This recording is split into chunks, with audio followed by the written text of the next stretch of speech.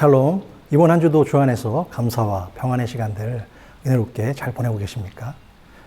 오래전 비바람이 심하게 몰아치던 어느 늦은 밤 미국 동부의 필라델피아의 작은 호텔에 한 노부부가 비를 피해서 그곳으로 찾아 들어왔습니다. 갑자기 내린 큰 비로 인해서 미리 예약은 못했지만 혹시 하는 마음에 빈 방이 남아있는지 프론트를 지키고 있던 젊은 직원에게 물었습니다. 노부부의 딱한 모습이 안쓰러웠던 그 직원은 여기에는 방이 다 찼지만 다른 호텔을 본인이 알아봐 주겠다고 하면서 전화를 해봤습니다. 그러나 이미 다른 호텔에도 남은 방은 하나도 없었습니다. 그 직원은 노부부에게 다가가서 죄송하지만 근처 호텔에도 객실이 없습니다. 지금 밖에는 비도 많이 내리고 밤이 깊었으니 누추하지만 오늘은 제 방에서라도 주무시고 가시면 어떨까요? 라는 그런 제안을 했습니다. 노부부는 늦은 밤 달리 갈 곳도 없고 자신들의 몸이 많이 지쳐 있었기 때문에 어쩔 수 없이 그 직원의 제안에 받아들이기로 했습니다. 그런데 직원의 방에 들어간 노인이 가만히 방을 둘러보다가 깜짝 놀라게 됩니다. 젊은 청년이 장기간 투숙하는 방치고는 너무나 깨끗하고 정리정돈이 잘 되어 있었기 때문입니다. 하룻밤을 잘 쉰 다음 날 아침 노부부는 호텔을 떠나면서 조지 볼트라는 이름의 그 직원을 찾아서 이런 덕담을 건넸습니다. 내가 보니 당신은 미국에서 가장 좋은 호텔의 매니저가 될 자격이 충분해 보입니다. 내가 언젠가 당신을 위해 그런 호텔을 하나 지어드리죠. 라고 하면서 다시 한번 감사의 마음을 그 직원에게 전하고 떠났습니다. 그로부터 2년이 지난 어느 날 조지 볼트는 한 통의 편지를 받게 되었는데요. 그 편지 속에는 뉴욕행 왕복 비행기표와 함께 도착하면 자신을 꼭 찾아오라는 2년 전 호텔에서 만났던 노신사의 당부가 함께 있었습니다. 그렇게 뉴욕에 도착한 청년을 맞이한 노신사는 궁전 같은 호텔로 그를 데리고 가더니 이렇게 말하는 것이었습니다. 이 건물이 2년 전 내가 당신에게 약속했던 호텔이고 오늘부터 당신은 이 호텔의 총 지배인입니다. 그에게 이런 엄청난 선물을 보답한 사람은 1893년 당시 뉴욕의 백만장자였던 윌리엄 월도프 아스토이며 그 호텔은 월도프 아스토리아 호텔로 120년의 역사를 자랑하며 현재까지도 뉴욕 맨하탄의 럭셔리 호텔 중에 하나로 손꼽힐 정도로 아주 유명하다고 합니다. 어려움을 당했던 누군가에게 그저 따뜻한 마음과 작은 친절을 베풀었던 시골의 호텔 직원이었던 조지 볼트는 그렇게 영화 속 주인공처럼 세계적인 호텔의 지배인이 될 수 있었던 것입니다. 오늘 우리가 함께 살펴볼 바이블 인간극장의 구약편 그 네 번째 주인공은 끝까지 하나님만을 붙들어서 큰 축복을 받았지만 심은 대로 거둔다라는 말씀처럼 자신의 목적을 위해 사람을 속이고 그로 인해 또다시 속았던 파란만장한 나그네의 삶을 살아갔던 야곱의 인생 여정입니다. 야곱은 아버지 이삭과 어머니 리브가가 기도로 20년 만에 얻은 쌍둥이의 둘째 아들로 그 이름은 발꿈치를 잡은 자, 속이는 자, 약탈자라는 뜻을 지니고 있는데요. 쌍둥이 형제인 에서와 야곱은 어머니의 태중에서부터 싸웠으며 하나님께서는 어느 날 임신 중이던 리브가에게 찾아오셔서 계시의 말씀을 주셨습니다. 두 국민이 내 태중에 있구나. 두 민족이 내 복중에서부터 나누이리라. 이 족속이 저 족속보다 강하겠고 큰 자가 어린 자를 섬기리라. 예언의 말씀처럼 훗날 에서는 에돔 족속의 조상이 되었고 야곱은 이스라엘 12지파의 조상이 되어 가나안 땅을 기업으로 받았는데요. 여기서 중요한 것은 야곱이 자신의 출생 이전부터 하나님의 특별한 선택을 받은 자였다는 사실입니다. 비록 쌍둥이로 태어났지만 에서와 야곱은 모든 면에서 많이 달랐습니다. 에서는 남자답고 외향적인 성격과 건장한 체격으로 몸에 털이 많았고 사냥에 능했으며 때로는 자신이 잡은 짐승으로 아버지 이삭에게 대접하기를 좋아했죠. 반면에 야곱은 형 에서에 비해선 다소 여성스럽고 내성적인 성격을 지녔는데요. 피부가 부드럽고 체격도 크지 않았으며 어머니를 도와 집안일을 거들며 장막에 거주하는 것을 좋아했다고 합니다.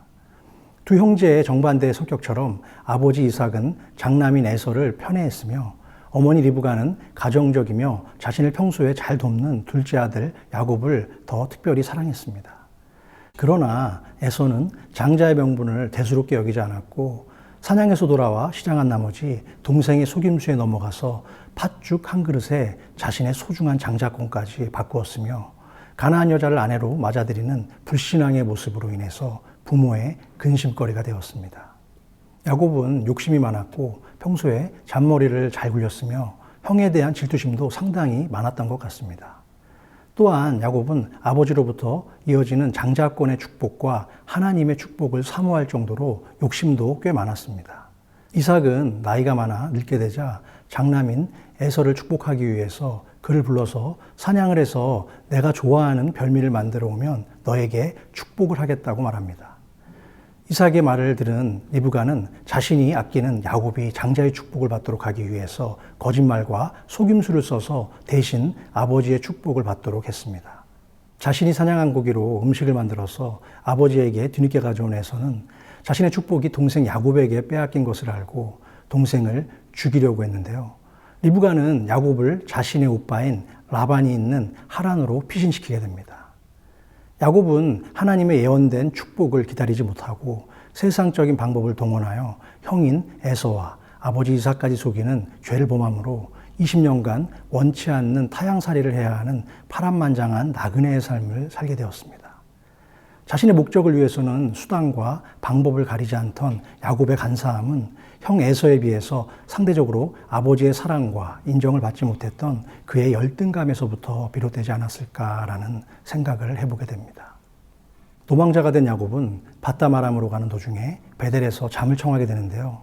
꿈에서 한 사다리가 하늘에 닿아 있었고 하나님의 사자들이 그 사다리를 오르락내리락 하고 있었으며 여호와께서 그 위에 서서 자신에게 이렇게 말씀하는 소리를 듣게 됩니다. 내 자손이 땅의 띠끌같이 되어 내가 서쪽과 동쪽과 북쪽과 남쪽으로 퍼져나갈지며 땅의 모든 족속이 너와 내 자손으로 말미암아 복을 받으리라. 내가 너와 함께 있어 내가 어디로 가든지 너를 지키며 너를 이끌어 이 땅으로 돌아오게 할지라. 내가 내게 허락한 것을 다 이루기까지 너를 떠나지 아니하리라 하신지라. 꿈에서 깜짝 놀라서 깬 야곱은 자신이 베고 있던 돌로 기둥을 세우고 하나님께 간절한 서원의 기도를 드렸습니다. 하나님의 집이란 뜻을 가진 베델은 야곱에게 있어서 하나님을 만나는 장소이자 하나님의 임재를 경험하고 믿음으로 살기로 다짐하는 예배의 처소였던 것이죠. 하란에 도착한 야곱은 사랑하는 라헬을 아내로 얻기 위해서 7년 동안 외삼촌 라반을 섬겼으나 그녀를 사랑하는 까닭에 7년을 며칠같이 여길 정도로 정열적인 사랑을 했던 사랑꾼이었습니다. 그러나 인과응보의 법칙대로 속이는 자 야곱은 자신도 사기를 당하게 되는데요. 교활한 장인 라반은 결혼식 당일날 밤 신부를 바꿔치게 하여 언니인 레아와 첫날 밤을 보내게 하고 다음날 아침 이 사실을 한 야곱은 크게 분노하게 됩니다. 결국 야곱은 라헬을 아내로 얻기 위해서 또다시 7년을 봉사하게 되고 그렇게 총 20년간 라반의 양떼를 돌보며 일했던 성실하고 인내심이 많은 사람이었습니다.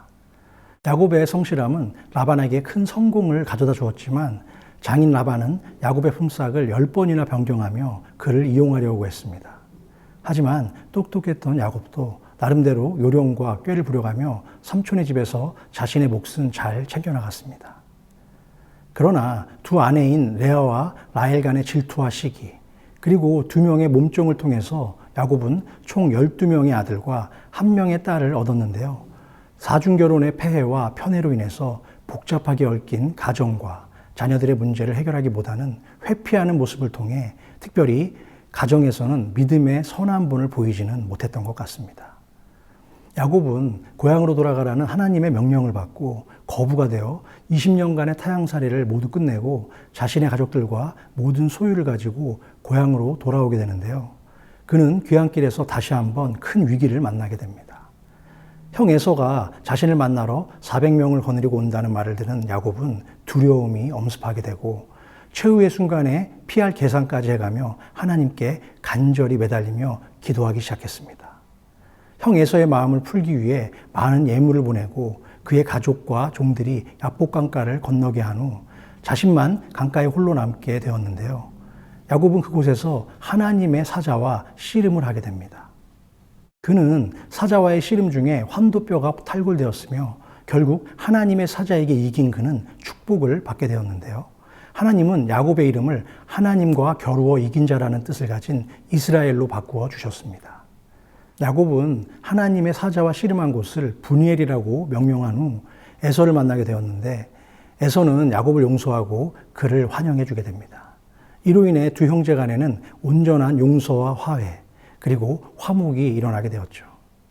야곱은 비록 많은 약점을 가진 사람이었지만 하나님의 축복을 사모하는 자였으며, 위기 때마다 간절히 기도하며 하나님을 붙들며 그 손을 놓지 않았기 때문에 하나님의 큰 축복도 받을 수 있었던 것입니다.